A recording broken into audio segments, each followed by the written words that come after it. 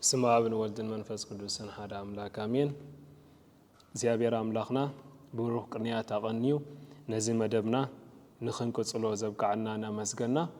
لمون بزعبا صوعتك الكيدان كنسنتنينا مغصلتنا يتبز حلفة صوعتنا يدنقلنا وهيوت زسنتنا يوم بعمق زبلك الكيدانا وهيوت انتايو كاب صحفاتنا قدوس باولوس تبقيسنا رسالي كان باباسات انتايو مهرنا بزعبا زحساب زي كنسنتنينا حدا سب كمي يرو حقوس قال كيدانا وهيوت كنبر يخيل زيا بزحات سباتنا حتىا اب هيوتنا ون حقوس هيوت كهلونا ندليا بقنعنا جزاء رسخا بموفاي كمتا املاح زفقرو غيركا بمفكار كمون كمتا املاح كم مجمرتا زمدو غيركا بمنبار يو حدا سب اب قال كيدانا وهيوتو حقوس هيوت كهلوا وي كنبر زخيل مخنياتو يلنايو صوعتا بجزاء رسو وفيا ناي جزاء رسخايو نخالق سب جزاء رسخا توفيوليو كمتا املاح زفقرو غيرنا كان فكر انصوع عليو كمتا املاح كم مجمرتا مديب وزنبره كنبر ام نجمرلو حقوس زخونه قال كيداناو هيوت كنبر نخيل قال كيدان كمتي قال مسئرات مولكوتاون سباون مداي الله قدوس باولوس سلازي سباي ابون اديون حديغو مسبيتو حدا اكل يخون እዚ ምስጢር እዚ ዓብዩ ኣነ ግና በክርስቶስን ቤተክርስቲያንን እምስሎ ኣለኹ ይብል ኣብ ኤፌሶን 5:31-32 በቤተክርስቲያንን በክርስቶስን ቤተክርስቲያንን እምስሎ ኣለኹ እናበለ እዚ ምስጢር እዚ ዓብይ ምስጢር ከም ዝኾነ ይነግረና ኣብዚ እቲ ሓደ ኣካል ይኹኑ ዝብል ነቲ ሰብኣዊ መዳይ ከመልክት እንከሎ نتناي كريستوس مس بيتا كريستيان حدنا دما نتي مولكوتاو مدايو يملكت مالتيو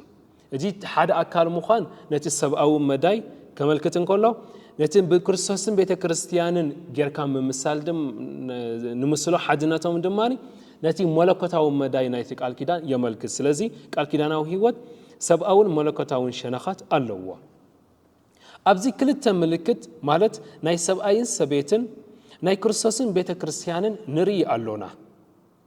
اذن كلتا ملكتات حبيرا حدا مستير يقوما بو مسرت يدما قدس باولوس مستير طراي زيكونه عبي مستير يلو زصوعو مخنياتو اتناي سبعين سبيتن قال كيدان نتناي كريستوسن بيتا كريستيانن قال كيدان وي زاتو وكيدان زملكتن مسو زوها هادن سلازخونه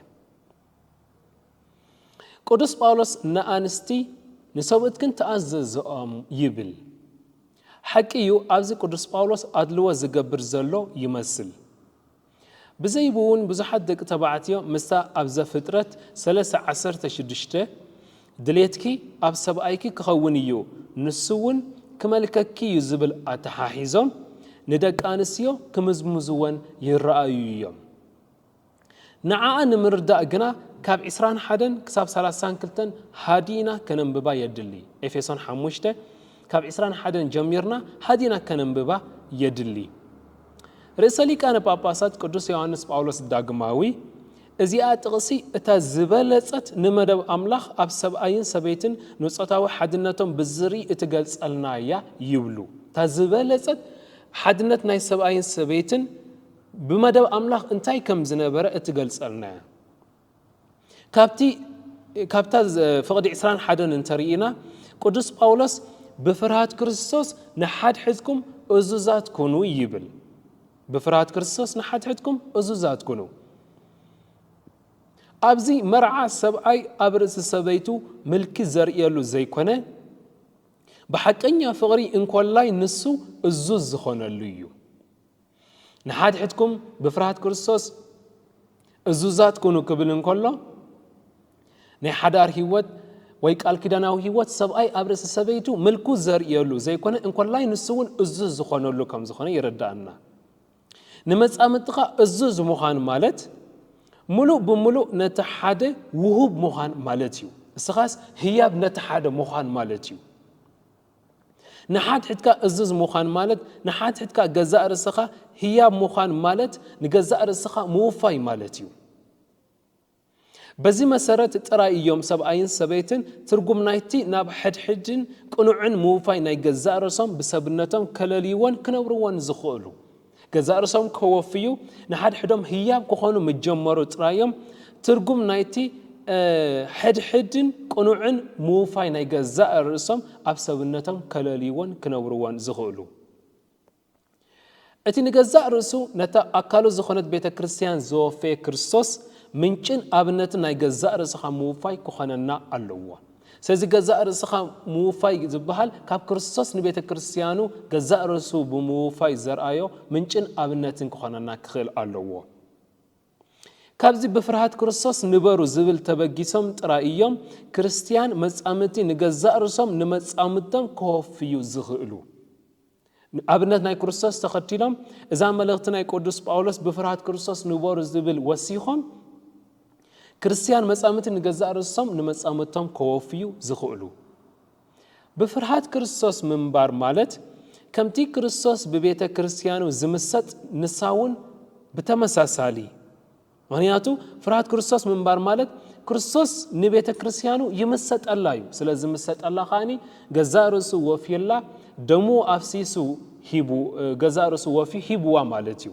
ንሳውን ብተመሳሳሊ ንዑ ትምሰጥ እያ ስለዚ ብፍርሃት ክርስቶስ ምንባር ማለት ንሓድሕድካ ክትመሳሰጥ ምኽኣል ማለት እዩ ሓደ መንፈሳዊ ብስለት ኮይኑ ንሓድሕድካ ክትመሳሰጥ ምኽኣል እዚ እዩ እቲ ብሓቂ ብፍርሃት ክርስቶስ ምንባር ዝብል ዝገልጸልና بخالا الزراربا نتز ጾታዊ ስሕበትን ባህግን በቲ ቅድሚ ሓጢያት ዝነበረ ጌርካ ምንባር ማለት እዩ ድሕሪ ሓጢያት እቲ ናይ ፍትወት ስጋ ምዝንባላት ከም ዝመፀ ርኢና ኢና ስለዚ ንሓድሕድካ ክትመሳሰጥ ምኻል ማለት ከምቲ ኣዳም ቅድሚ ሓጢያት ንሄዋን ምስ ረኣያ ዝተመሰጠ ኣዝዩ ድማ ዘድነቓ ብኸምኡ ዓይነት ህይወት ምንባር ማለት እዩ እዚ ግን ብርግጽ ናብቲ ኣብ ዝሓለፈ ዝተዛረብናዮ ብሱል ንጽሕና ንምብጻሕ ቀጻሊ ለውጥ ናይ ህይወት ዝሓትት እዩ ብመጻምትኻ ክትምሰጥ ብኡ ኣዚኻ ክትድነቕ ምኽኣል ናብቲ ናይ ንጽሕና ኣውንታውን ዝኾነ ንጽሕና ገዛእ ርእስኻ መዓልታዊ እናለወጥካ ምጓዓዝ ማለት እዩ ኣንስቲ ንገዛእ ርእስኽን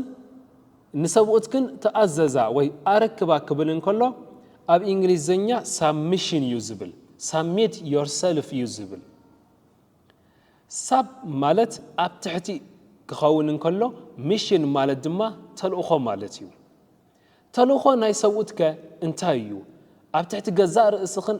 ኣወፍያ ተኣዘዛ ክብል እንከሎ submit ግበራ ክብል እንከሎ mission ወይ ተልእኾ ናይ ሰብኡትከ እንታይ እዩ ዝብል ሕቶኻ ክንሓቶ ዘለና እዩ ከምቲ ክርስቶስ ንቤተ ክርስቲያኑ ገይሩ ዘፍቀራ ገይሮም ንኣንስቶም ከፍቅሩ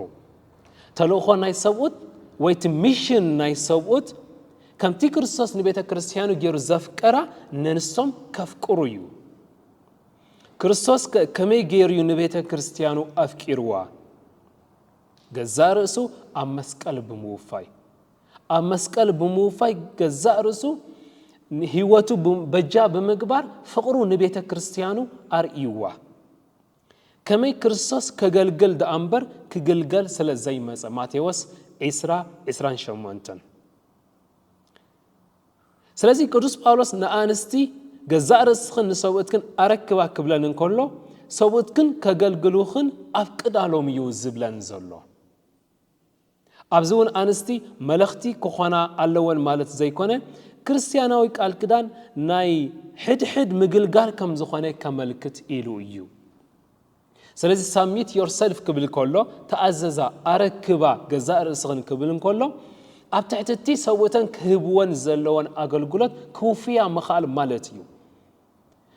ሰብኡተን ከገልግልዎን ምኽኣል ማለት ግን ንሳተን እውን ጎይተት ክኾና ማለት ዘይኮነ ክልቲኣቶም ንሓድሕዶም ከገልግሉ ኣብ ንሓድሕዶም ናይ ኣገልግሎት መንፈስ ከርእዩ ከም ዝተጸውዑ ንምምልካት እዩ ቃል ኪዳናዊ ህይወት ድማ ተልእኾ ንሱ ምዃኑ ንምንጋር እዩ ቀጺሉ ቅዱስ ጳውሎስ ከምቲ ክርስቶስ ርእሲ ቤተ ክርስቲያን ዝኾነ ሰብኣይ እውን ርእሲ ሰበይቲ እዩ ይብል እዚ ማለት ክርስቶስ ርእሲ ቤተ ክርስቲያን ዝኾነ ብምዕብላል ዘይኮነ ብፍቕሪ እዩ ብምዕብላል ኣይኮነ ክርስቶስ ርእሲ ቤተ ክርስቲያን ኮይኑ እንታይ ደኣ ብፍቕሪ ገዛእ ርእሱ ብምውፋይ ርእሲ ቤተ ክርስቲያን ክኸውን ክኢሉ ቤተክርስቲያን ድማ ከም ተቀባሊት ፍቅሩ መጠን ገዛእ ርእሳ ናብኡ ተማዕቆብ ኣብዚ ሰውት ኣብነት ናይ ኢየሱስ ተኸቲሎም ፍቅሪ ብምልጋስ ርእሲ ክኾኑ ኣንስቲ ድማ ፍቅሪ ብምቕባል ናይ ፍቅሪ ተመክሮ ክገብራ እዩ ስለዚህ ሰውት ርእሲ ኣንስቲዮም ክበሃሉ እንከሎ ጎይተትነት ኣይኮነን ወይ ብምዕብላል ወይ ብምምላኽ ዘይኮነ ኣብነት ናይ ክርስቶስ ብምኽታል ፍቅሪ ዘለዎ ህይወት ብምንባር ፍቅሪ ብምልጋስ እዮም ርእሲ ኣንስቶም ክኾኑ ዘለዎም ኣንስቲ ድማኒ ነቲ ሰውተን ዝህብዎን ፍቅሪ ከሰማቕራን ክምኮራን ክኽእላ ማለት እዩ ከመይ ዝበዝሓ ደቂ ኣንስትዮ ነዚ ሲነን እየን ዝሳቀያ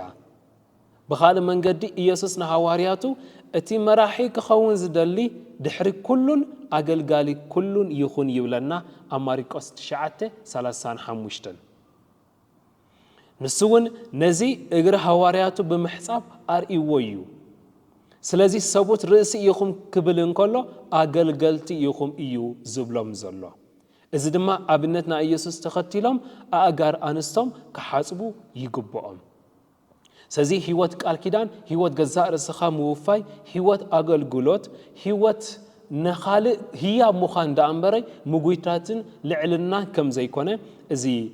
መልእኽቲ ናይ ቅዱስ ጳውሎስ ብዝግባእ ክንርድኦ ይግባአና ማለት እዩ ሞ እግዚአብሔር አምላክ በሐቂ ነዚ ዝሰማዕናዮ ብዝግባእ ተረዲና ኣብ ዕለታዊ ህይወትና ንኽነብሮ ብጸጉ ይደግፈና ኣብ ዝመጽ ዘሎ ትምህርትና ነዚ መለኮታዊ መዳይ ክንሪኦ ጸኒሕና ነቲ ሰብኣዊ መዳይ ድማ ብዕሙቕ ዝበለ ክንሪኦ ኢና እሞ ብፍላይ ድማኒ መልእኽቲ መጽሓፍ ናይ መሃሊ ከነንብብ ሓደራ እናበልኩ ድንግልና ንቃል ኪዳናዊ ህይወት ኣገዳሲ ድዩ ዝብል ሕቶ ድማ ከነሰንትን ኩነት ጾታዊ ርክብ እንታይ ይገልጽ እቲ ሓቀኛ ቋንቋን ትርጉምን ናይ ጾታዊ ርክብ እንታይ እዩ ዝብል ኣብ ዝመጽእ ዘሎ ዕሙቕ ኣቢልና ከነሰንትን ኢና ክሳብ ሽዑ እግዚአብሔር ኣምላኽ ኣብ ዘለናዮ ሰላሙ የብዛሓልና ብሩኽ ቅንያት ይግበረልና